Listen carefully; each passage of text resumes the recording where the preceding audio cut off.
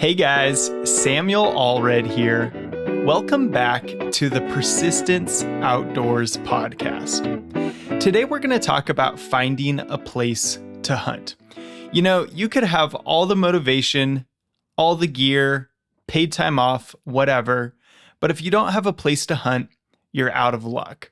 So it's super important, and I think this episode will be especially helpful for people who live in cities or suburbs and don't have access to the family farm or the neighbor's woodlot. I remember growing up in the Seattle area of Western Washington, and whenever my dad and brothers and I went hunting, we would drive over to the east side of the state. And if you're not familiar, Western Washington is lush, green, and wet, while central and eastern Washington are drier. It's even a high desert in some areas. The Cascades run roughly north to south through the state and create a rain shadow. So you've got two completely different climates in the same state. Anyway, we had friends in central Washington at the time, and they introduced us to duck and pheasant hunting. And so starting out, I didn't even know that you could hunt in Western Washington. And for a while, I was pretty jealous of my friends living in central Washington because, in my mind, all they did over there was hunt. Well, eventually, we did discover some hunting opportunities on the west side, mostly duck hunting. But looking back, I wish I had the tools and know-how that I do now, because I think that while living in a suburb of Seattle, I still could have found places to hunt within a reasonable distance. Would they have been as close by or as abundant as somewhere else less populated? Probably not, but at least it would have been a start, and I would have loved to hunt the Roosevelt elk over there, maybe some grouse, black-tailed deer, who knows, maybe get into some sea ducks or something like that. Within the past 20 years, hunting has undergone a transformation with the advent of reliable digital maps and GPS systems. And because of it, it's now easier to find a place to hunt than ever. In the past, you had to look at physical maps, talk to people, know someone who had a farm, go explore on foot. But now it's as easy as using Google or pulling up an app on your phone that tells you just about everything you need to know. So it's a great time for new hunters, and in a way, it's more democratized than ever. And, you know, that cuts both ways. But for the purposes of this podcast, we're going to focus on the bright side. Before we get into it, if you enjoy this podcast, if you've learned something new, please take a moment to follow it on whatever platform you listen on, leave a comment, and most importantly, share an episode with a friend. When you share an episode with a friend, it helps the podcast grow, and it helps our mission, which is to get more people outside and into hunting. So thank you so much for your support. And with that, let's get into our topic for today. So when you're trying to find a place to hunt, I split it up into two major parts. The first part is finding huntable property, places that you can legally hunt. And then the second part is scouting and narrowing down that property so that you can actually locate the animals.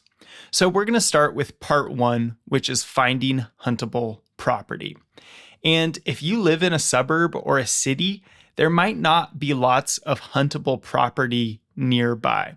So you are going to have to do a little legwork, or in this case, digital work, to find some places to hunt.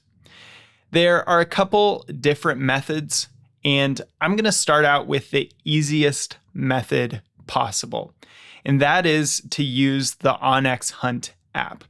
There are a couple different GPS mapping apps that show you private and public land boundaries and places that are open to hunting.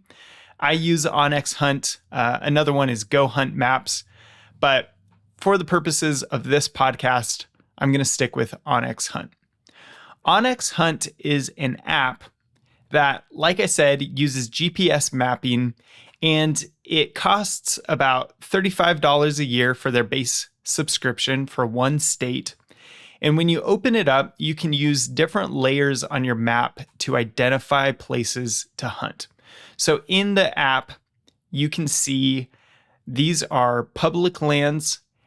Maybe it's national forest land or BLM lands. So you can distinguish government-owned lands. You can also distinguish private lands, land that people own or businesses own. And private land, you're not just going to be able to go out and hunt on without getting permission. You can see very clearly the boundaries of the public land and the private land.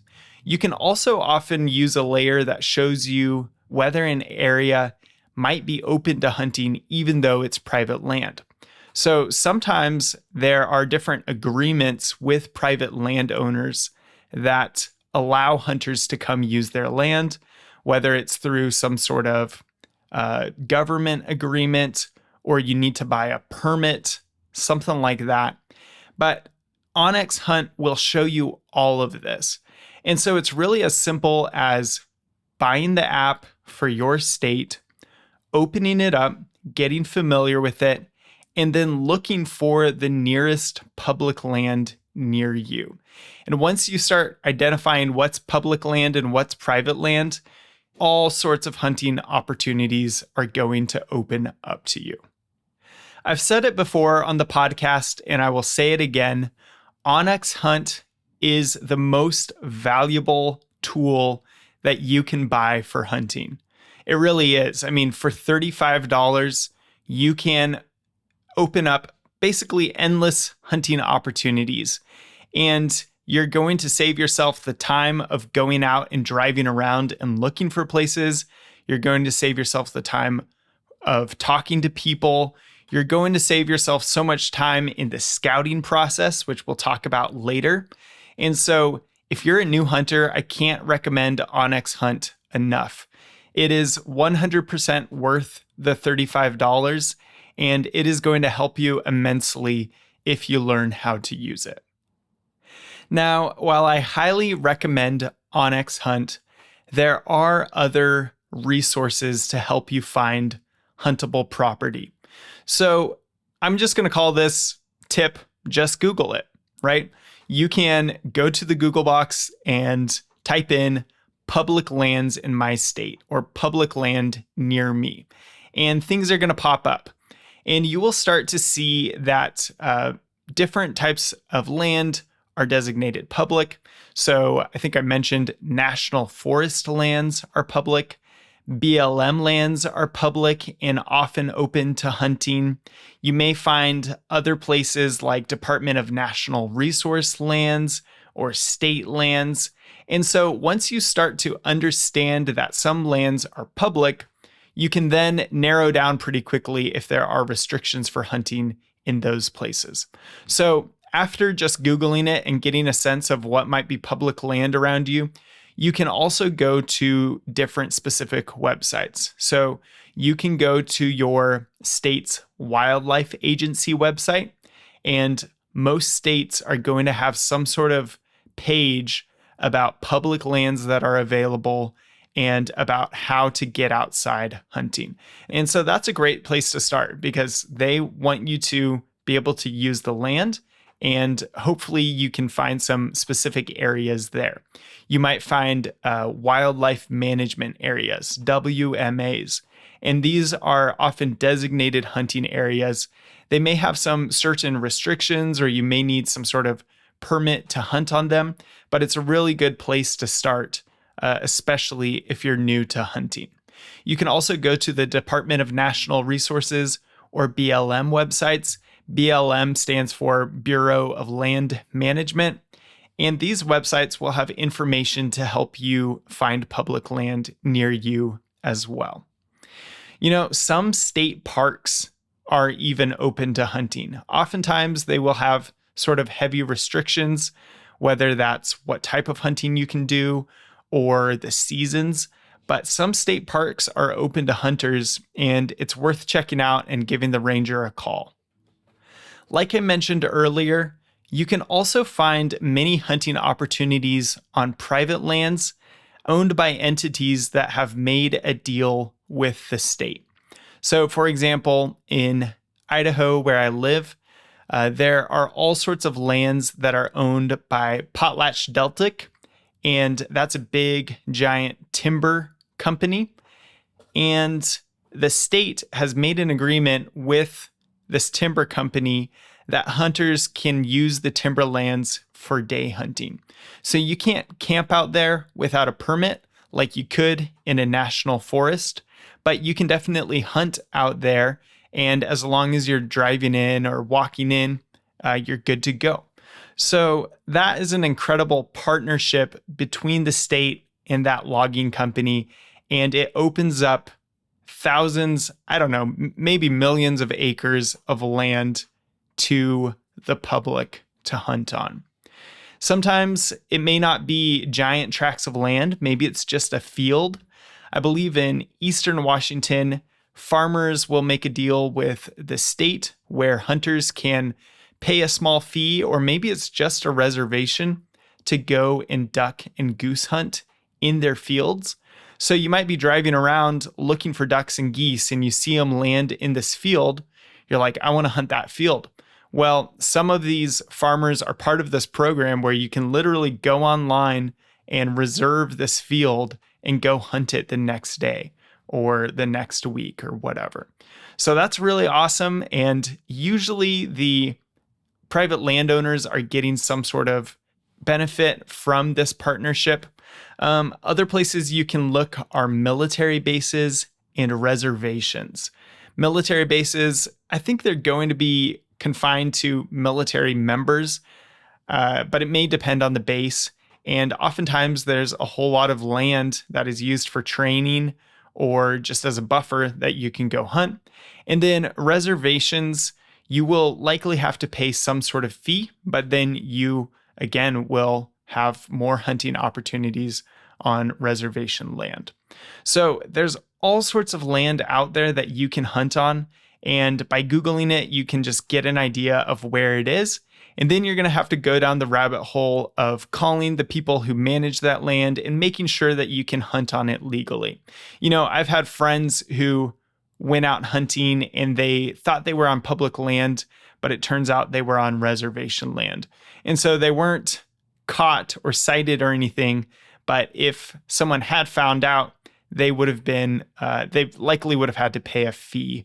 I've also heard of friends going and hunting in areas with a rifle that I knew were short range weapon only areas.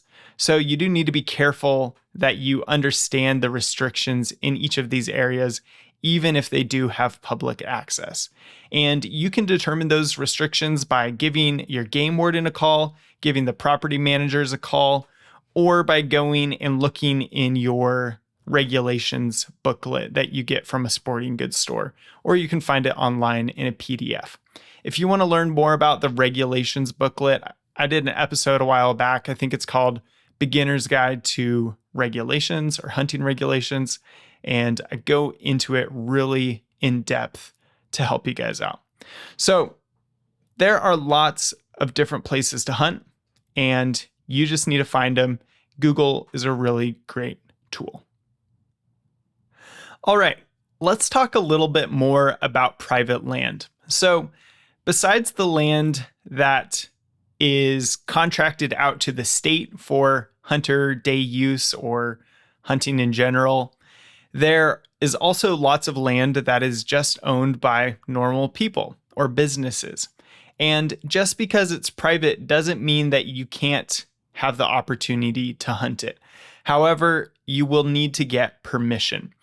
The requirements vary by state, but many states are going to require some sort of written permission saying that you can hunt on this land. And to be quite honest with you, I have not hunted on private land very much. I've done it maybe once. I was with a friend whose soon-to-be father-in-law owned a farm, and we went out dove hunting on that farm for one morning, and that was about it. So I don't have a lot of experience going out and getting permission to hunt on private land. What I hear from others, though, is that it's really all about knocking on doors and building relationships.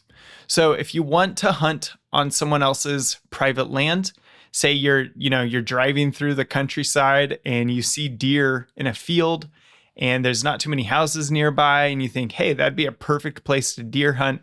I wonder who owns that.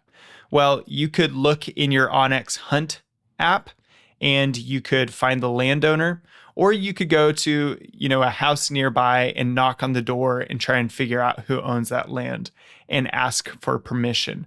But eventually you're going to have to speak with someone, and it's best to look presentable. It's best to be friendly, and you really can't expect much. I hear a lot of people say you're going to get denied 10 times, 15 times before you get one yes answer.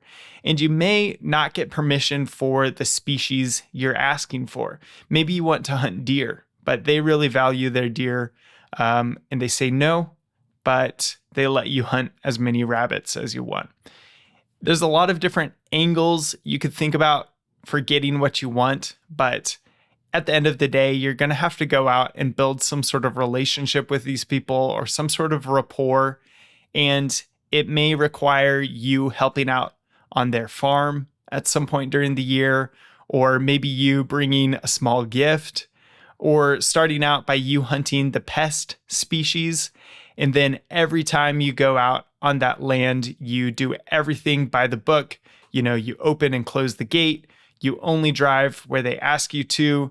You're polite. You give them a heads up every time you're going to be in their field. And that way you can build some trust. And then in the future, maybe you will get more privileges. So certainly don't be afraid to ask. I have asked for permission before. Once I actually asked for permission when I was tracking a deer across private land, and I got the permission to just go on the land and look for my deer, and that was great. But if you get rejected, remember that's part of the process. Move on, and hopefully, eventually, you'll find someone who's willing to work with you.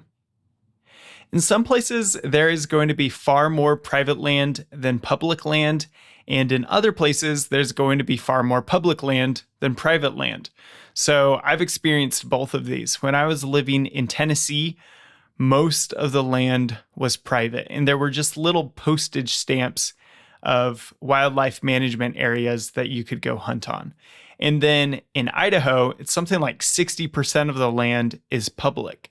And so you just have to drive, half an hour in any direction and you'll cross over public land. So you'll just have to work with what you're given. In Tennessee, the fact that there was so little private land in some ways made it easier, because I would go to those places to hunt and I started getting to know those areas really well. And it's kind of tough in Idaho because I could go to different places to hunt every time I go hunting and still not have explored it all by the time I die, right? There's just so many places to go. And so it's actually hard to stay in one spot and really get to know it, because I'm always thinking, what's at the other place? What have I not seen yet? And where can I explore? So there's pros and cons to both of them. Don't be discouraged either way, and you'll just have to adapt to what you're given. Okay, let's switch gears a little bit and talk about scouting. So once you have found an area that you can hunt on legally, you have permission, whatever, then you will also want to scout the area. And there's a couple tools I use for scouting besides just boots on the ground. The first is onX Hunt. You can also use Google Earth for satellite imagery. And I also use AllTrails a lot. AllTrails gives you an idea of the different trail access points and whether people can drive into certain areas. And so AllTrails is actually super helpful. So let's just go through each of these. onX Hunt, besides showing you public and private land, onX Hunt also shows you roads, landowner names. It shows you aerial imagery. It has different layers to show where wildfires have burned recently or what different crops are growing in fields. And so there is so much information that you can gather from onX Hunt. Another one that I use a lot is Slope Angle. That is really helpful.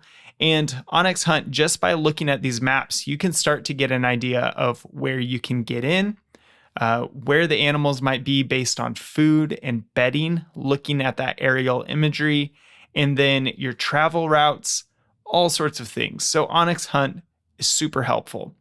Google Earth has a lot of the advantages of onX Hunt just because it's satellite imagery.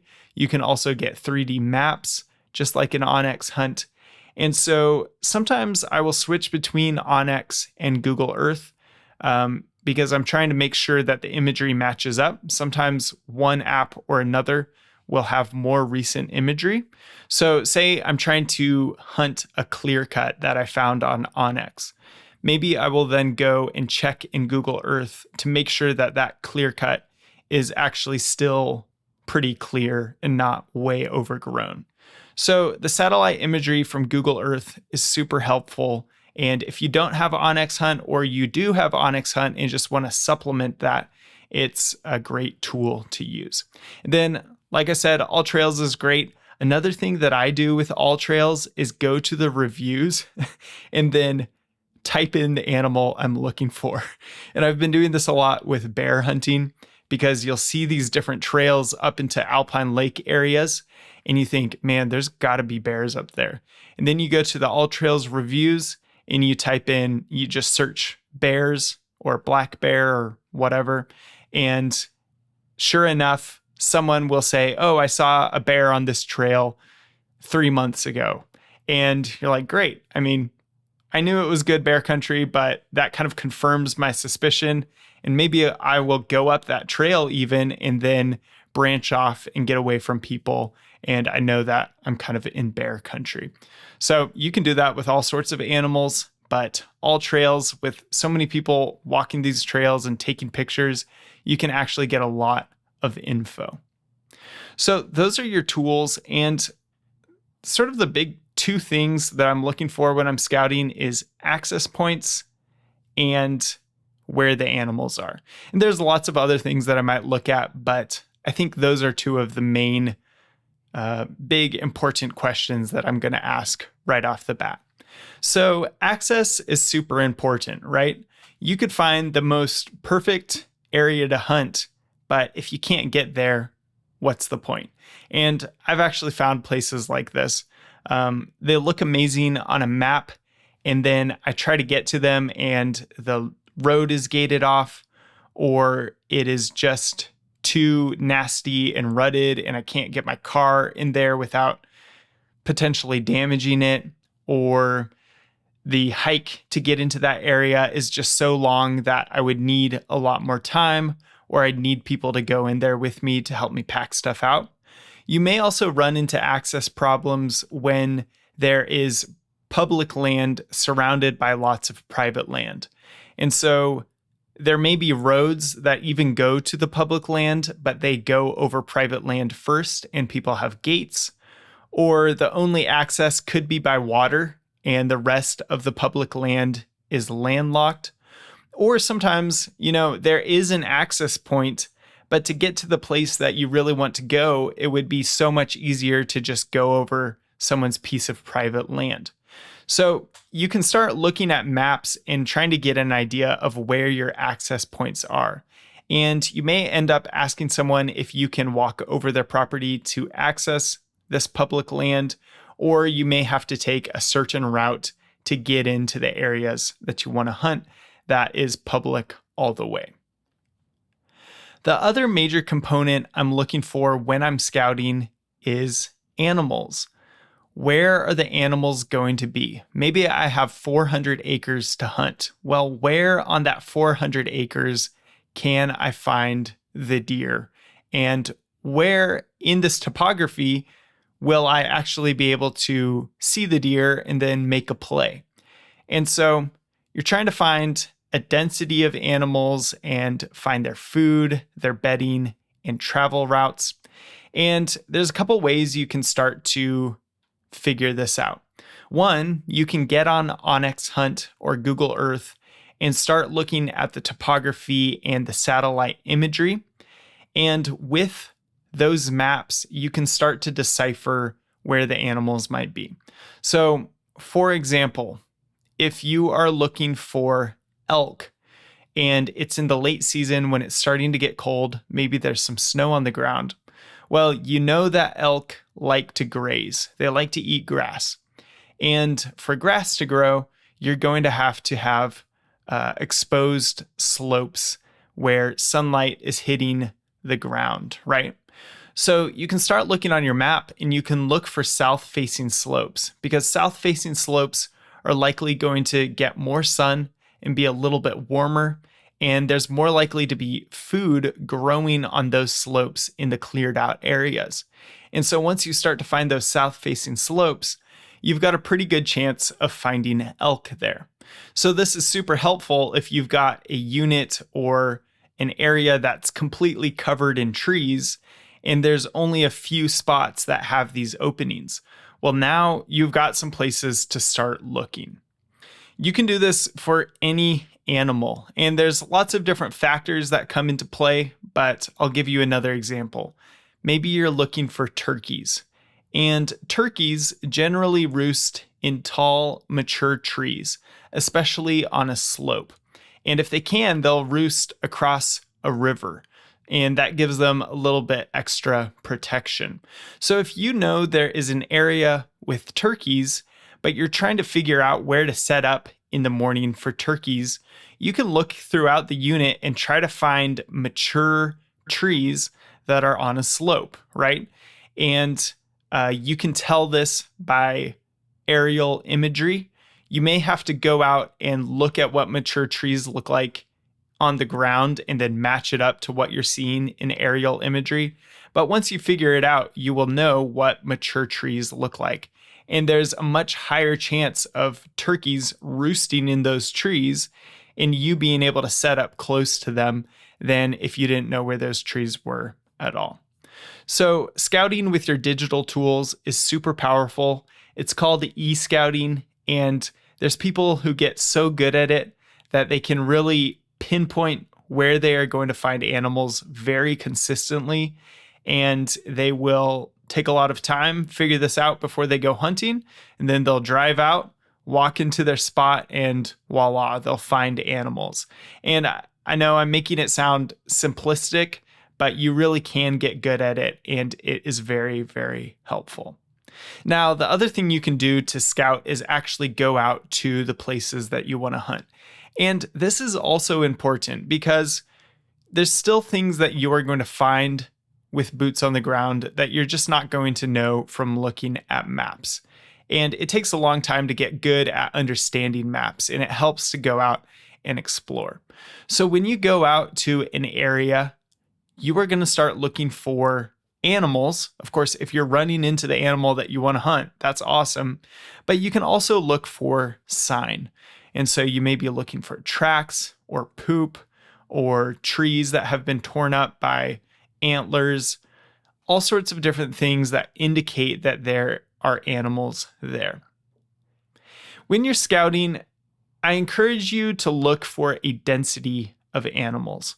So if you go out and you find one set of deer tracks, well, if you go out hunting and there's only one deer in the area, that's going to be very hard to find.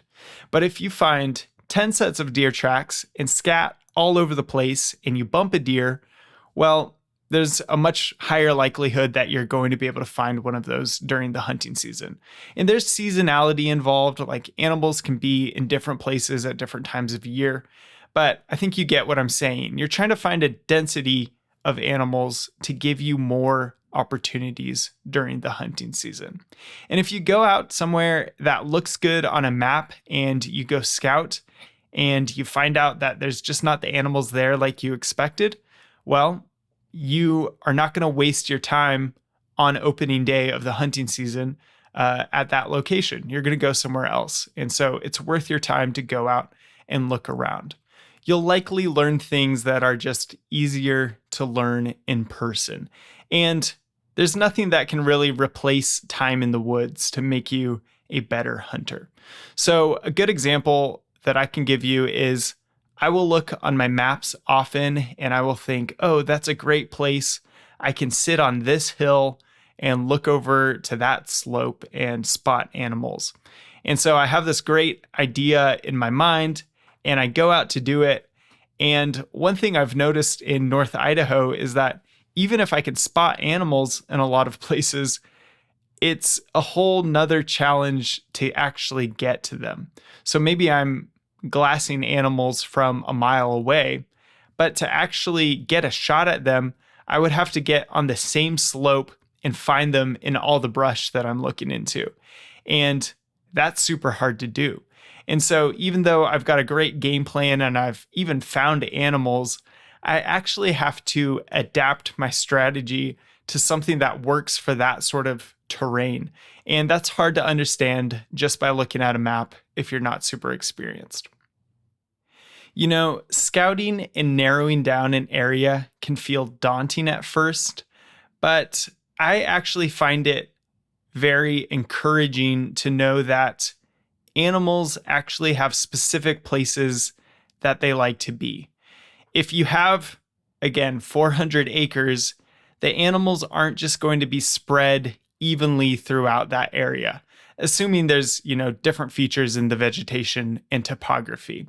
And this is actually a good thing for hunters because as you start to recognize the places that animals travel and the places that they eat and the places that they bed down for the evenings or during the days, you will start to be able to put together where you are going to be able to encounter those animals. So you'll start to learn that ridges are a place where animals travel, and saddles are a place where animals will cross from one side of a mountain to another. And valleys are where the water flows, and so animals are going to go down to the water. And certain slopes will have certain types of vegetation. And understanding these things will take some time, but it really is encouraging to know this because you can start to narrow down huge tracts of land and actually find productive places to hunt instead of just wandering around aimlessly, hoping that you bump into something. All right, guys. Well, I think that's about it for today. I hope this was helpful for you, and I hope that it opens up opportunities for you to hunt. One thing that comes to mind that I want to leave you with before I sign off is be careful when you're hunting close to private land. You want to make sure that you're being respectful of private landowners, that you're not too close to houses. There may be rules in your state about how close to a house you can hunt. So just be cognizant of that. And then also remember that if you're hunting deer or big game, an animal will often run after you shoot it. So I remember a situation where I was hunting close to a private land boundary. I actually wasn't hunting too close. I mean, I think I had a appropriate buffer, but I made a bad shot on an animal and the animal ran all the way to a piece of private land, a very long ways.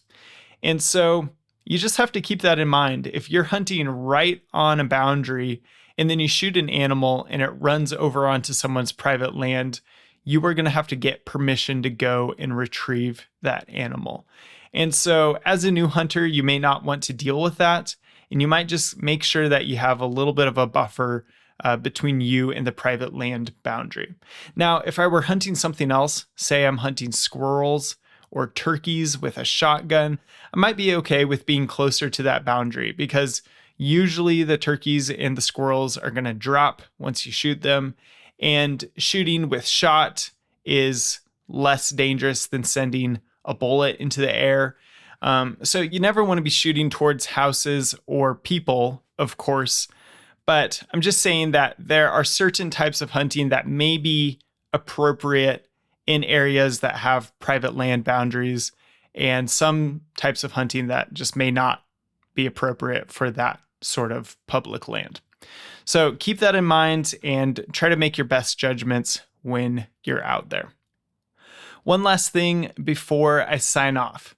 I recently got censored by YouTube because I linked to a rifle at Sportsman's Warehouse in my show description. And I didn't realize I couldn't do this. I guess it means I'm facilitating the sale of firearms. But if you notice that certain podcasts don't show up on YouTube, that may be because they were taken down. And so if you want to find the uncensored version of the podcast, check out Spotify, check out Apple Podcasts. So far, I haven't had any problems with them, and you will be able to find those missing episodes. It's kind of a moral dilemma whether I self-censor and keep stuff up or let YouTube strike it. I obviously can't do it too many times or else I won't be able to post anything to YouTube at all. So we'll see where that goes. So far, it's only been a problem with one out of a year's worth of podcasts. So yeah, I don't know what's going to happen with that yet, but I just wanted to give you guys a heads up. With that, I will bring this to a close. I hope you all have a great week, and I will catch you on the next one.